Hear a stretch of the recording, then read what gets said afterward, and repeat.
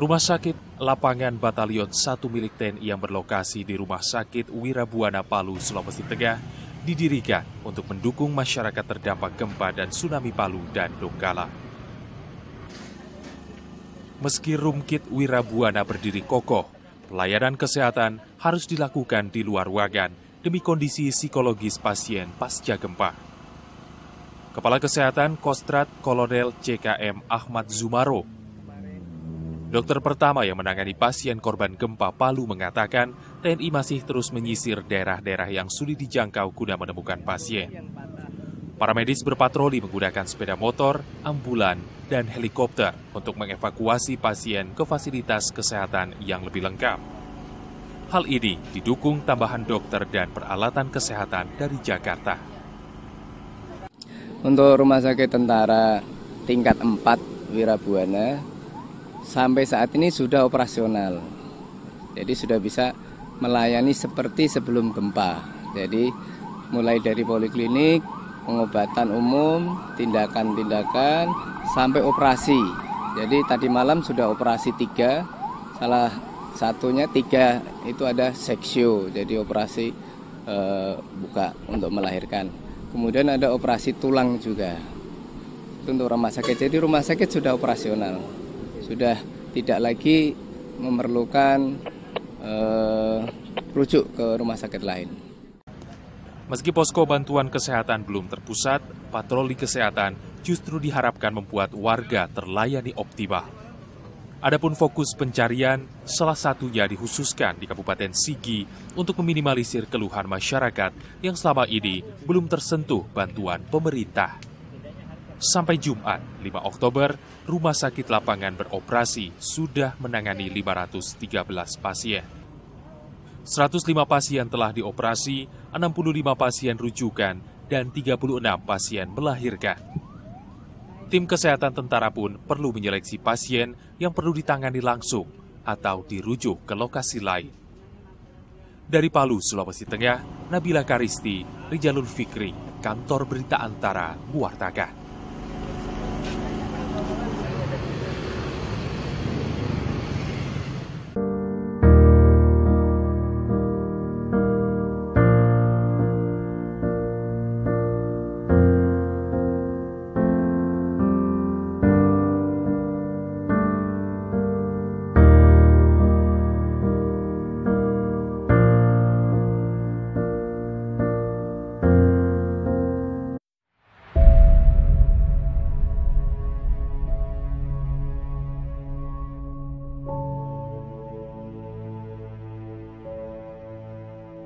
Sama nggak ada semua, saya puterin nggak ada semua. Ini sekolahan, nggak bisa nggak masuk. Kecil. Iya, makanya bilang.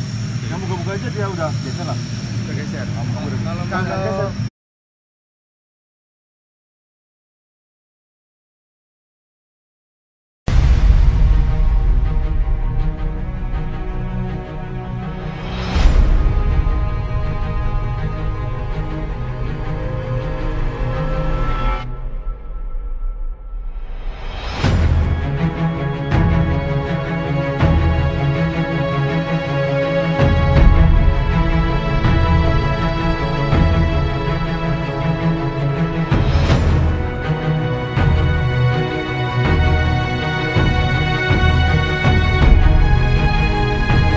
selanjutnya kami memiliki liputan koresponden CNN Indonesia Yudi Yudawan bersama tim medis TNI Kostrat dan relawan yang melakukan perjalanan dengan helikopter ke lokasi terpencil untuk menyelamatkan warga terdampak gempa Palu. 2 warga yang mengalami luka berhasil dievakuasi ke kota Palu dengan helikopter TNI Mi-17 dari desa Balesang Tanjung di Donggala. Kali ini saya bersama tim media Kostrat akan mengunjungi desa Balesang Tanjung yang terisolir akibat jalanan menuju ke Donggala terputus akibat gempa. Setidaknya dibutuhkan waktu 45 menit menuju desa Balesang Tanjung melalui jalur udara. Jalur darat menuju kota Donggala terputus akibat gempa, akibatnya warga Balesang Tanjung pun terisolir. Di desa Balesang Tanjung yang setidaknya ada 347 kepala keluarga yang terdampak gempa. Bahkan, saya dan tim Kostrat menjumpai warga yang terpaksa harus dibawa ke Palu karena mengalami luka patah tulang. Bapak senang nggak bisa dibawa ke Palu sekarang supaya lebih sembuh? Iya, senang. Harapannya bisa lebih sembuh, berapa? Iya, bisa sembuh. Itu yang dimaksud. Ya, dan kalau bisa dibilang ini adalah proses evakuasi buat warga yang terluka. Apa saja yang dilakukan oleh TNI, terutama tim medis untuk memberikan bantuan terhadap warga terdampak gempa? Ya, kami mendekati ke tempat-tempat yang terisolir, yang tidak ada akses kesehatan ke sana. Kemudian melakukan patroli di darat, mencari informasi masih ada pasien yang belum tertangani dengan baik apa tidak. Nah, kami ini menemukan Bapak Umar ini 65 tahun dengan patah di paha kiri dan ini harus dioperasi di rumah sakit di Palu. Kemudian ada ibu-ibu juga, Ibu Hosa ini sesak, tidak mungkin ditangani di sini. Jadi kami tadi juga melakukan pengobatan massal, kira-kira ada 70-an lebih pasien dan salah dua diantaranya adalah harus dibawa ke Palu dan kita lakukan evakuasi medis udara dengan helikopter ini. Itu tadi kondisi terkini dari sejumlah warga yang terdampak akibat gempa dan tsunami. Salah satunya di daerah Rano, di mana kurang lebih membutuhkan waktu perjalanan darat 5 jam, tapi ada yang kerusakan laju perjalanan mengakibatkan penggunaan akses dengan pesawat Hercules ataupun pesawat helikopter memang merupakan salah satu langkah yang bisa membantu untuk mengatasi masyarakat yang membutuhkan bantuan. Yudi Yudawan, Donggala.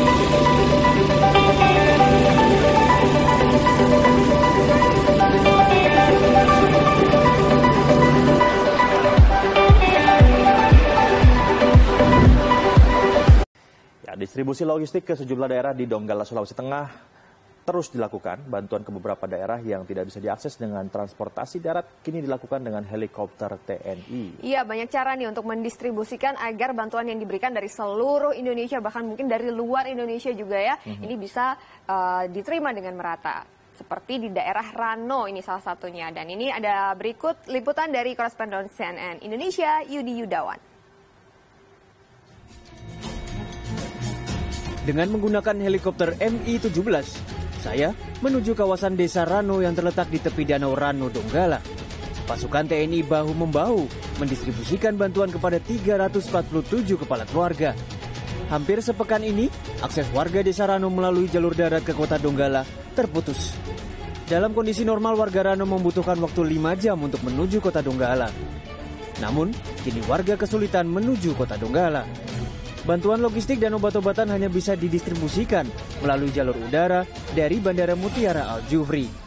Ini merupakan kali kedua TNI menyisir kawasan ini sembari mendistribusikan bantuan dan pertolongan medis. Karena mereka sempat kekurangan makanan, jadi mereka ada beberapa yang mulai batuk-batuk, gatal-gatal, terus mulai juga muntah-muntah, mencret, seperti itu. Dan ada juga beberapa orang yang terkena dampak langsung dari gempa. Jadi ada pasien yang tulang sendi kakinya itu bergeser sehingga nanti perlu kita evakuasi melalui jalur udara. Ya, ini adalah kondisi desa Rano yang terletak tidak jauh dari Danau Rano dan ada sekitar 347 kakak yang terdampak akibat gempa dan saya bersama dengan Kepala Desa Pak Samin. Pak Samin, bisa diceritakan bagaimana kebutuhan warga pasca gempa yang terjadi di Palu, Donggala pada pekan lalu, Pak? Ya, pada kesempatan ini selaku pemerintah desa dengan adanya pasca gempa bumi itu yang kurang lebih 12 hari yang lalu, itu kebutuhan yang sangat mendasar adalah 9 bahan pokok, kemudian obat-obatan, kemudian tenda-tenda darurat yang karena kurang lebih 160 sampai 200 kakak yang tidak boleh pulang ke rumahnya hari ini.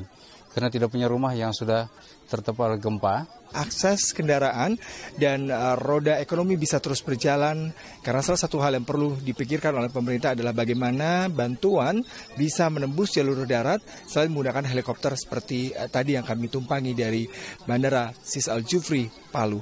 Yudi Yudawan, Donggala, Sulawesi Tengah.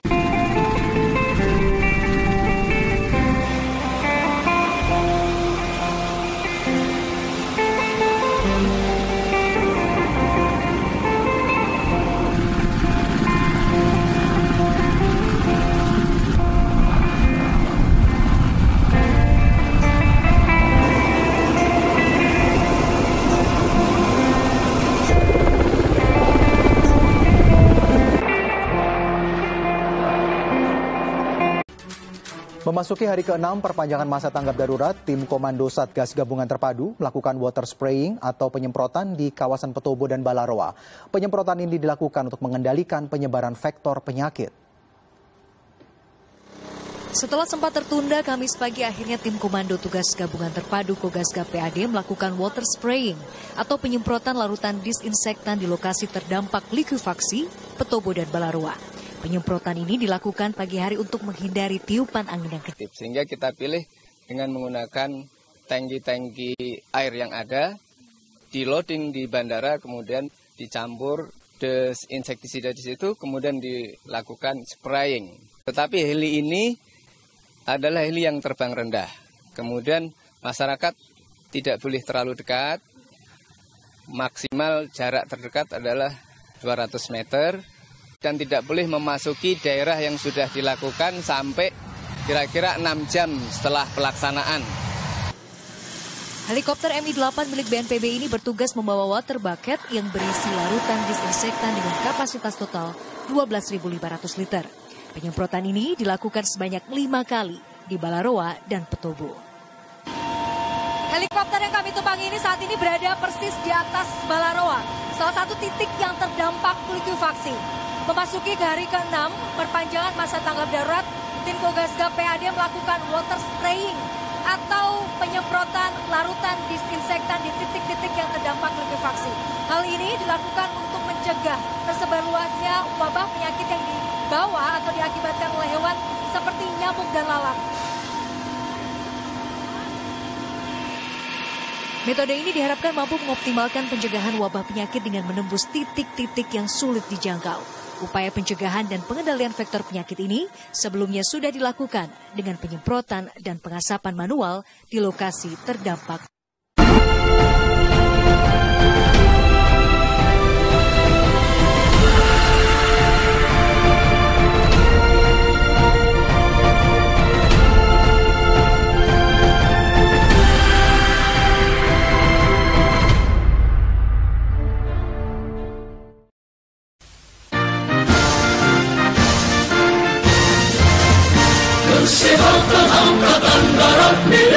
kita, STV Sakti lambangnya.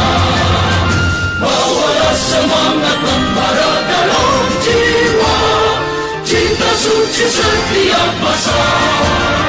Kita selalu siap mengabdi dan berbakti bagi pembangunan negara, membina kesehatan dan menjaga jiwa raga di jajaran Angkatan Darat. Bina kesehatan Angkatan Darat, Haruwangi di Nusantara, tanpa ragu hadir di manapun juga, jaya kesehatan Angkatan Darat.